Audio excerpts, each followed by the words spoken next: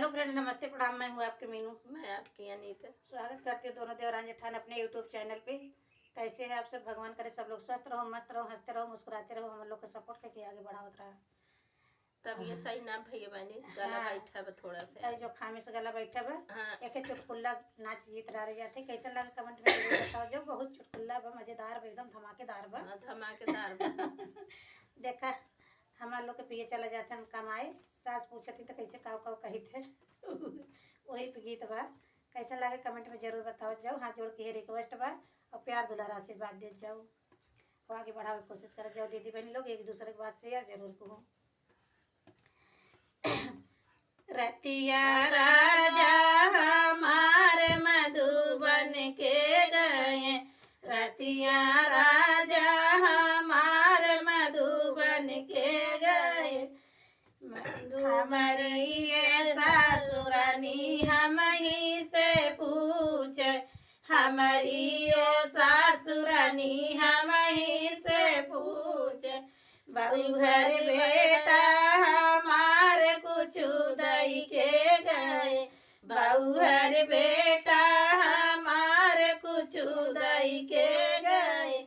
न कुछ दई के गए, न कुछ लाई के गए, न कुछ दई के गए, न कुछ लाई के गए। सासू तो हरवा दई के गए, अम्मा तो हरवा दई के गए। रतिया राजा हमार मधुबन के गए, रतिया राजा हमार मधुबन के गए।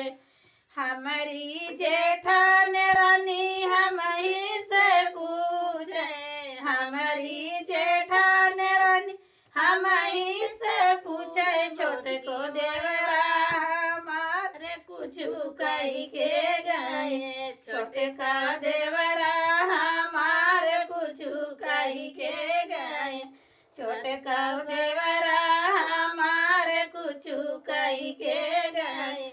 न कुछ कही के गए, न कुछ सही के गए, न कुछ कही के गए, न कुछ सुन के गए। दीदी तो अलगवा कही के गए, दीदी तो अलगवा कही के गए। जब हमारे जरूरत में तो चला गए, दूसरे पूछता हुए तो कहा जीव जरे ये तो नहीं करे।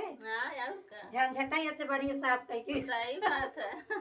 दीदी तो हकाया लगावा कही के गए, दीदी तो हकाया लगावा कही के गए। रतिया राजा हमार मधुबन के गए, रतिया राजा हमार मधुबन के गए।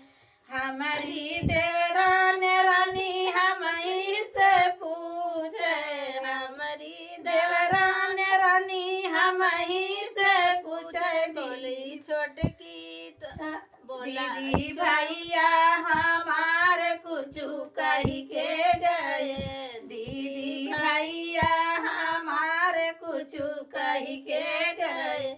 न कुछ कही के गए, न कुछ सुन के गए, न कुछ कही के गए, न कुछ सुन के गए। छोटे को तो हका नहीं हरवा जाए के कहे, छोटे को तो हका नहीं हरवा जाए के कहे। रतिया राजा हमार मधुबन के गए, रतिया राजा हमार मधुबन के गए।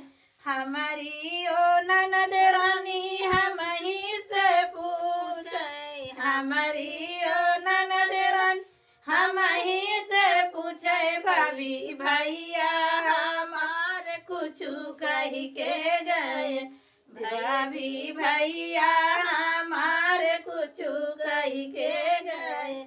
न कुछ कही के गए, न कुछ सुन के गए, न कुछ कही के गए, न कुछ सुन के गए। न ननद तोहर गावनवा दई के गए ननद तोहर गावनवा दई के गए रतिया राजा हमार मधुबन के गए रतिया